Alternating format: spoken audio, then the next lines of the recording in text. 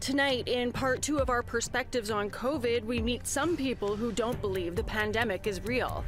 And an inmate at a Manitoba jail dies in what the RCMP call an incident. Now his family and supporters want to know what happened.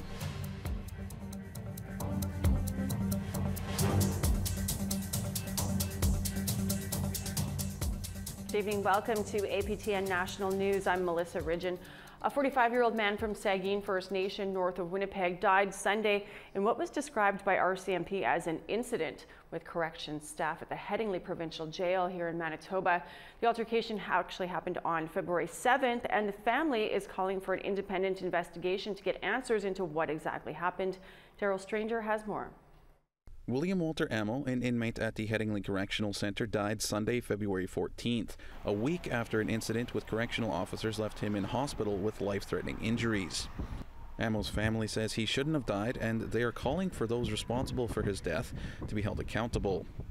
We will fight to ensure that the guards who did this to Will, and the ones who failed to protect him, are held accountable for their actions and inactions, and we will fight to make sure that no other family has to go through what we are now going through.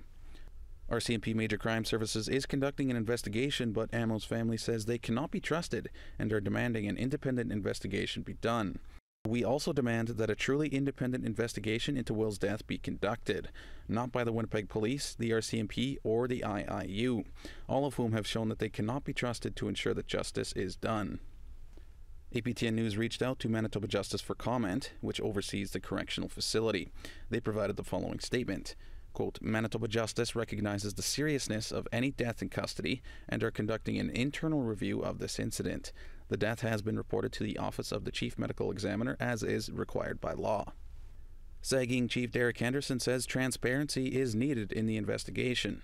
We need to get some answers. I mean, especially when someone is in custodial care, like Corrections Canada, and this happens, we need to see the transparency. We need to see exactly what happened.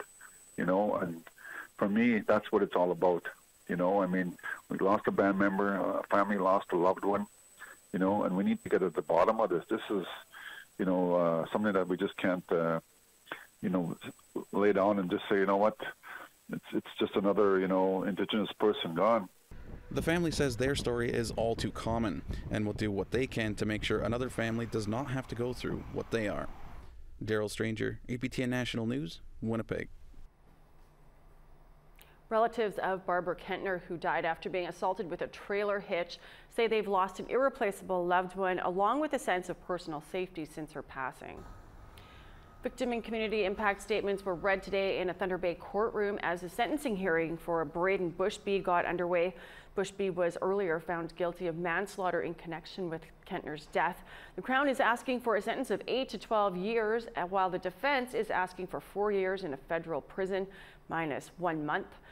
Braden Bushby spoke in court earlier today and said, whatever the sentence is, I will carry the guilt for the rest of my life. The judge will deliver her decision on May 4th. We want to hear about any of the stories that we bring you or the stories that we should be telling. Here's how you can have your say. Send your emails to news@aptn.ca.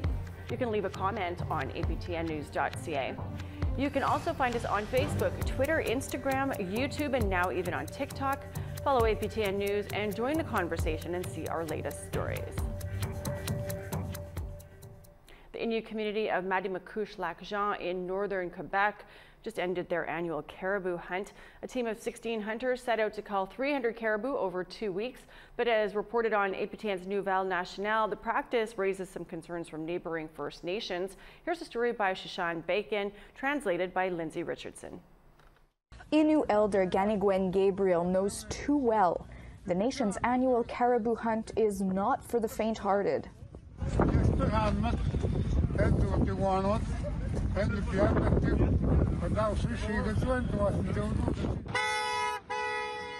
At the end of January, a group of Innu hunters set out on a 12-hour skidoo trek from Mattie-Makouche-Lac-Jean to the Rivière aux Feuilles. But the Rivière aux Feuilles herd numbers are dwindling, enough to concern leaders of the nearby Naskapi Nation.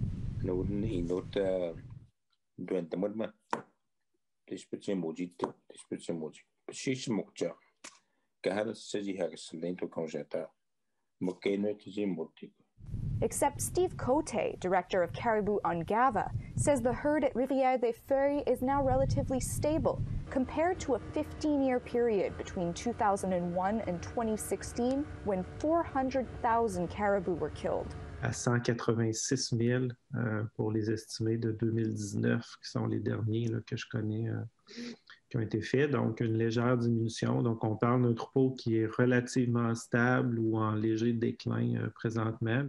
The chief of Matimakush Lac John says other caribou herds in the area are off limits for hunters, but the herd at Rivière-des-Feuilles is not. Il n'y a aucune interdiction venant des gouvernements, à savoir que les nations n'ont plus le droit de le chasser. Alors on se parle, il n'y a pas d'interdiction. Il se peut que ça arrive, si le troupeau chute encore de façon radicale, il se peut qu'il y ait une interdiction pour tout le monde, y compris les Autochtones. Mackenzie says the Cree Nation is also grumbling about the 2021 hunt for territorial reasons. The Cree Nation government declined APTN's interview request, but said the situation is under study. Mackenzie explains the 1975 James Bay Agreement doesn't impact Innu rights. Nous, on fait que pratiquer notre droit, qu'on soit signataire ou pas. Dans ce cas-ci, on n'est pas signataire de la Convention. C'est un dossier qui n'a jamais été réglé pour les chevauchements territoriaux entre la nation Cree, Inuit et Naskapi, les signataires de la Convention. Although the tradition faces controversy, to Innu who partake, braving a frigid winter hunt is unmatched by any other experience. A story by Shashan Bacon, APTN National News, Montreal. Calgary could have its first Blackfoot representative on City Council after this year's municipal election. Marilyn North Pagan has announced that she is the first Blackfoot woman to run for City Council. The Piikani Nation member is a Canadian Forces veteran and sat on the committee of the White Goose Flying Report. That's a local version of the Truth and Reconciliation Commission report. The election is in October 2021. North Pagan says that she wants to bring diversity and improve Indigenous representation on council. It is about bridging together communities of all colors to this understanding of how systems have purposely divided us to this very day. And we shall begin to dismantle these systems together. We need to take a break, but still ahead, an alarming rise of COVID cases in some First Nations territories.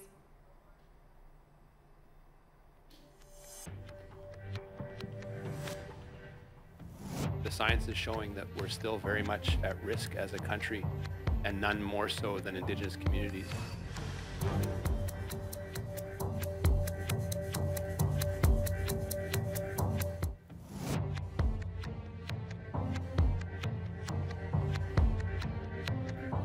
Welcome back.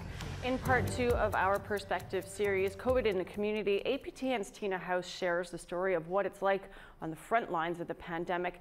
And we hear from those who don't believe COVID-19 is real. Urgent and immediate action must be taken. Reduce your contacts, wash your hands, put on a mask. Staying small, staying local right now. As we work towards the summer and the fall when we can get back to normal. Throughout the pandemic, government and health officials have continued to give the public warnings to stay safe. Go home and stay home. Winter is upon us, and the second wave of COVID-19 continues in cities and communities all across Canada. However, there are others that believe the pandemic is not real, but rather a way for government to control the public. Calling themselves the Liberty Club, over 100 people gathered in the rain to walk the streets in downtown Vancouver to express their message that COVID-19 is not the threat we are told it is, and that wearing masks is bad for your health.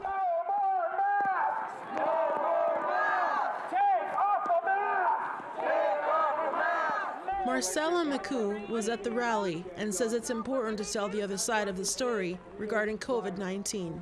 It's taken a toll on business owners who are operating at half capacity, can't make their bills. It's a terrible thing that's happening, and this is the thing that has brought me out to stand up. No more lies! I believe that a coronavirus is a flu. I believe that every year people die from the flu. Brody Williams, who was also at the rally, believes he has immunity against the virus by following 3 simple steps. You know, I sleep well, have a healthy diet, and good hygiene. And you think that'll keep you safe from COVID-19? Oh yeah. And just across the city is St. Paul's Hospital. The belief in the coronavirus is a much different story. Just ask Julia Pavlova. She's a COVID nurse working in the COVID ward at St. Paul's Hospital. When you have a demonstration of people who are saying don't wear masks, and nurses and doctors are creating this hoax, when I walk into the patient room wearing N95 respirator and I see the patient oxygen saturation so low, and them gasping for air and them struggling to breathe, it seems like an insult. Pavlova says that after 10 months of the pandemic, frontline workers are feeling the fatigue. She shared this picture of herself after working her usual 12-hour shift. She risks her life every day going to work and wants the public to know how dangerous this virus is. The reality and the danger of this virus created a need for me to become a COVID nurse. And while it is a type of the virus that's sometimes called the flu-like virus, but it's so much more dangerous. How many times did you hear about a person being intubated from catching a seasonal flu?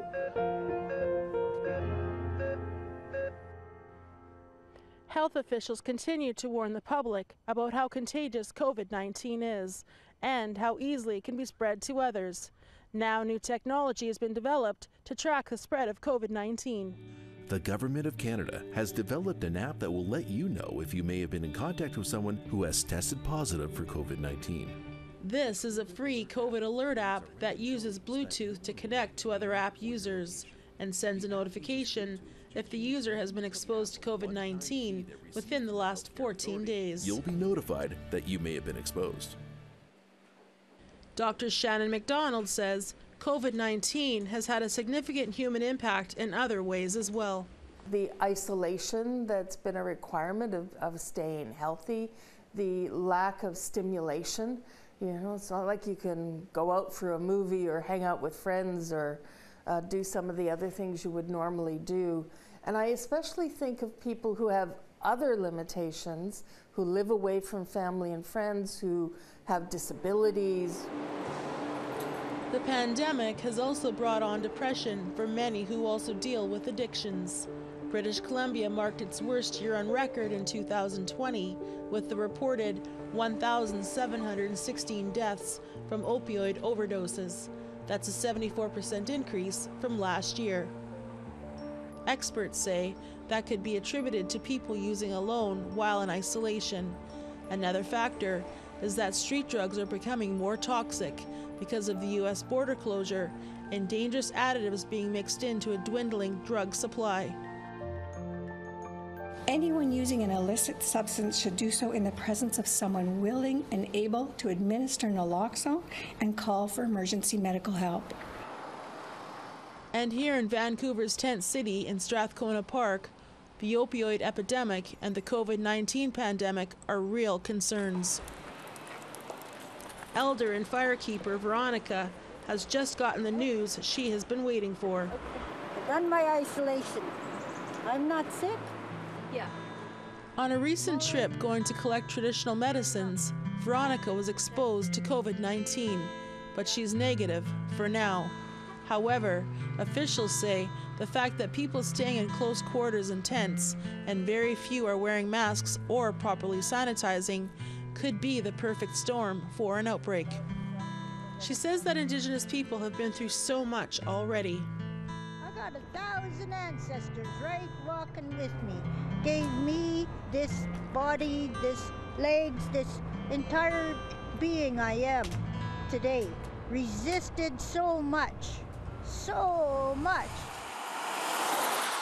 Right across the country, many Indigenous communities are also under lockdown conditions, as numerous outbreaks have been reported.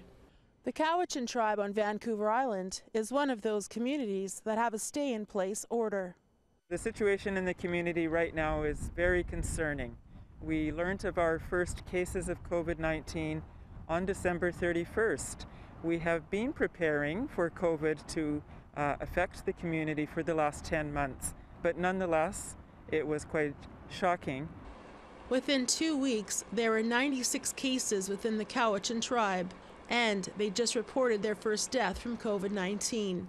Sadly, they are also dealing with racism during this crisis. There's been comments regarding a lot of stereotypes around First Nations. You know, we're uneducated, unclean, talking about the addictions, finding fault in us that has caused us to bring it into the Cowichan Valley and spread it.